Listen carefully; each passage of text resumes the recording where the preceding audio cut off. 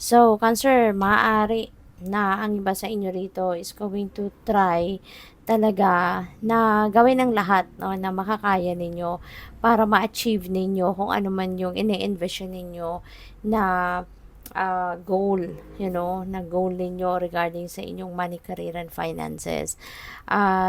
Despite the heartbreak, or meron kayong mga disappointments, or meron kayong nagkaroon kayo ng mga frustrations, sa mga nangyari sa buhay mo in the past, no, na regarding sa inyong kaperahang aspeto, trabaho or career or business ninyo.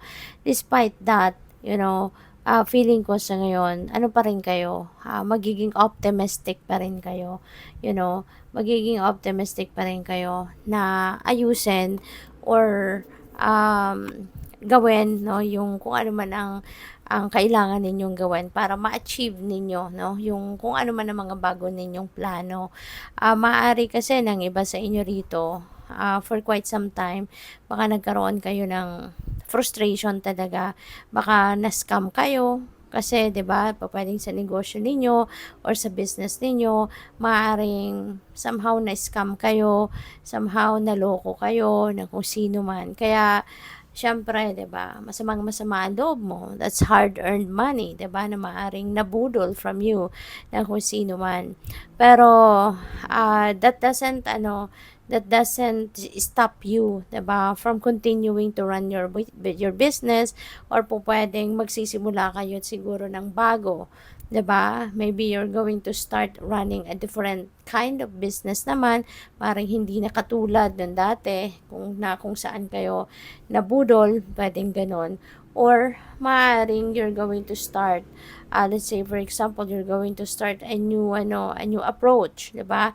Sa pagpapatakbo ninyo ngayon ng inyong negosyo, or po pwedeng sa mga investments, no? Na gagawin ninyo. Maybe po pwedeng magsisimula kayo ng bagong chapter on those areas sa ngayon, no? And maaring babangon kayo, 'di ba? You're going to get on your feet, and you're going to do anything and everything in your power para makabangon. No, yun ang napipick up ko dito for some of you. We also have the eight of cups. So, Eight of Cups, this is departure energy.